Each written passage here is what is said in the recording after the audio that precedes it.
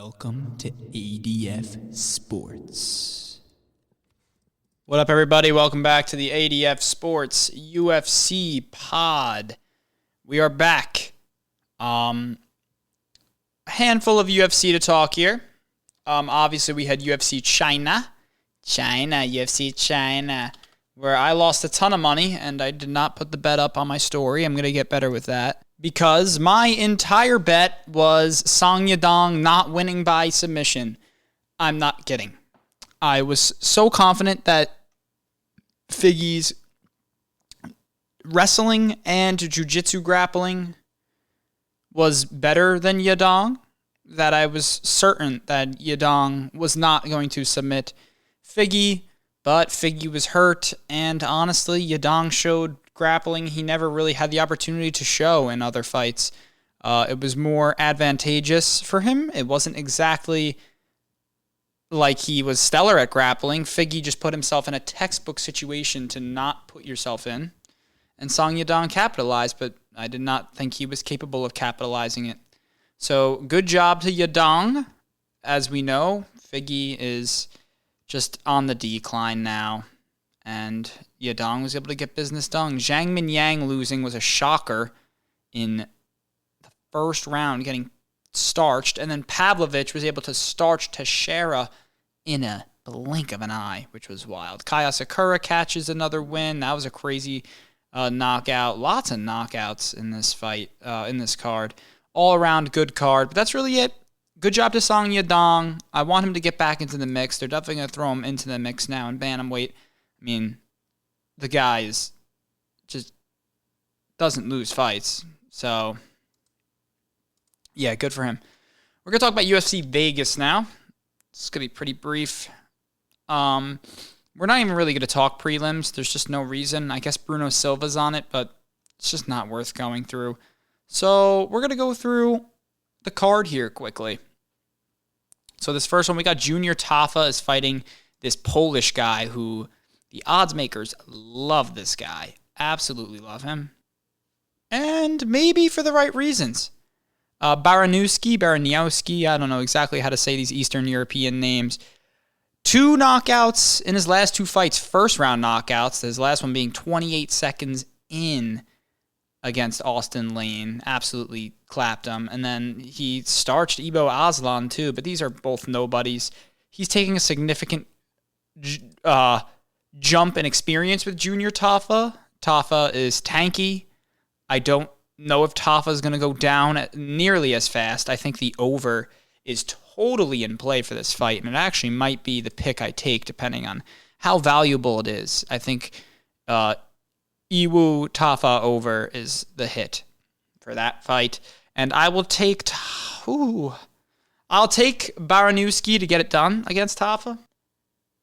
Even though that experience discrepancy may exist, it's just Tafa's been on a little bit of a skid. He won his last fight, but I don't know. I see Baranowski just landing crisper shots, and I think he can win by decision. I don't think he has to knock out Tafa. I don't know if he will knock out Tafa. If he does, good for him. I might be underrating him a little bit. I don't like how much of a favorite he is. I would not bet on his money line, but maybe he starches Tafa. Tafa's pretty tanky, though, so we'll see. Bryce Mitchell versus Luna here. I honestly think they're giving Bryce Mitchell good odds. Luna's the up-and-comer, never lost a fight, but this is another one where it's just big experience jump.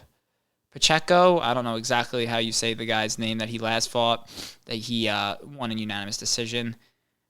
It's just like he does not have the grappling that Bryce Mitchell has. Doesn't have the striking really either.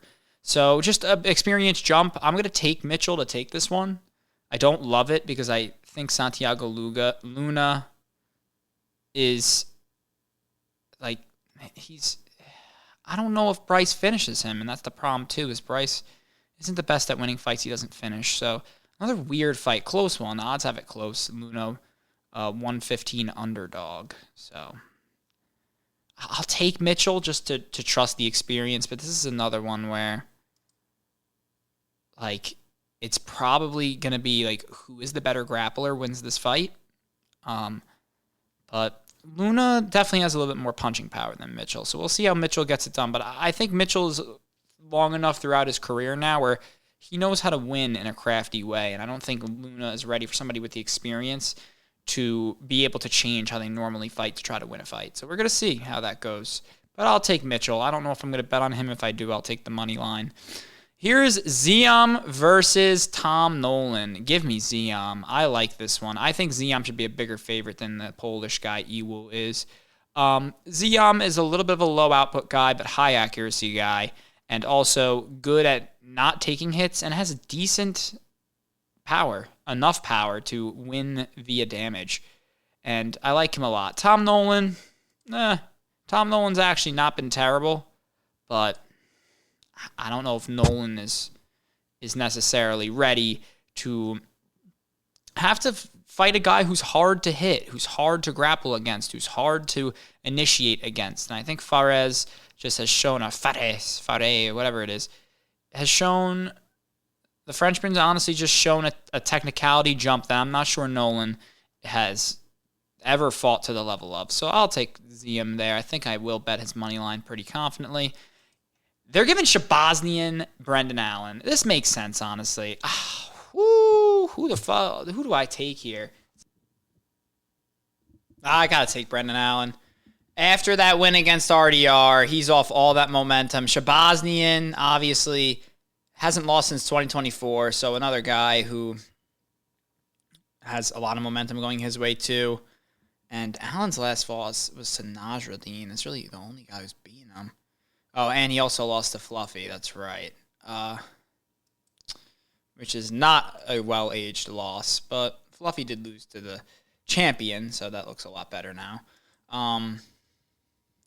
Yeah, I got to take Brendan Allen. Honestly, at the odds, I don't hate it. I think Edmund's dangerous, very dangerous, but Brendan Allen holding as the favorite makes sense. I think Brendan Allen is in a good situation training with Bilal Muhammad now, which Bilal Muhammad's camp very much Bilal Muhammad's camp's a great fit for Brendan Allen because Bilal Muhammad's camp incentivizes not like data analytics, but very much crafting customized game plans and prepping for fights and fighting unique every fight. And that's something that Brendan Allen, I think game planning issues have been a thorn in his side in some of his biggest fights. So yeah, I'll take Brendan against Shabaznian. And then we got Gabriel Bonfim against Bilal Muhammad. This is pretty wild. This is a pretty wild fight. And it's because Bilal Muhammad, like I always side with experience, and Bilal Muhammad is the definition of experience. I mean, like I was just saying, he tailors game plans against fighters, and yeah, he's lost his last two, but it's to JDM and Ian Gary, which I know that JDM loss looks a little worse now, but Ian Gary's Ian Gary, and Ian Gary's did tee him up, admittedly. But Bilal Muhammad minus 120 favorite against Bonfim. Bonfim's dangerous. Exceptional speed. Got that knockout against Brown a little bit ago, I say, but that was actually back in November already. He had a split decision against Thompson, which it's not a good look, but Stephen Thompson, you know, Wonder Boy's not the worst fighter in the world, I guess. I think I think Bonfim might just still be too much for Bilal, though. I don't know. When I look at their last fights, it makes me trend towards Bilal Muhammad on a piece of paper, but Bonfim is a little too much to handle. I think Bonfim can reach these dangerous heights for Bilal, and Bilal, like, Bonfim keeps a pretty good range to him when he fights. Bilal's going to have to get in, rely on his grappling, keep him up tight and close, maybe against the cage. He needs to shrink the distance, and I think Bonfim's going to keep his distance well, and his strikes are quick enough to come at Bilal, where if Bilal messes up the defense for one of those long-range strikes, the fight might just end. So, but the thing is Bilal can gut you out. He can just shell up. But the thing is,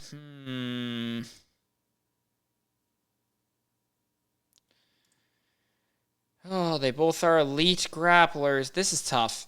I think Bonfim. I'm going to say Bonfim gets it done. Bonfim gets it done because Bilal, for as much of the experience advantage he has, for as much as the game planning I love from Bilal, Bonfim, that speed is going to come for Bilal, and the fact that Bilal has to get through that range discrepancy. Bonfim's going to be throwing these low, rangy kicks and these weird looping strikes that Bilal, if Bilal makes one mistake, it might be over. I think I'm going to give it to Gabriel Bonfim, and that's honestly going to end things. Quick episode because it's a subpar fight night, and we're off another fight night, so there's not a lot of news. Obviously, once the UFC card comes, we'll probably have another hour-long episode coming your way. So yeah, that's it.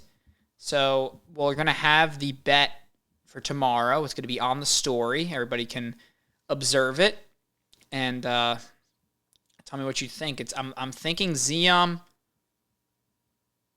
maybe Mitchell, Allen for sure, and Bonfim.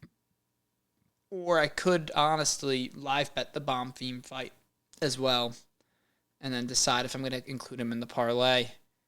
So yeah, thank you guys so much for watching, or listening, excuse me. And we'll see you in the next one. Hopefully we do a Tuesday reaction pod. We've been bad with the early week pods, but we're doing better with the late pods. Weekly, Thursdays minimum. I'm sticking to it. And yeah, that's it. Thank you so much.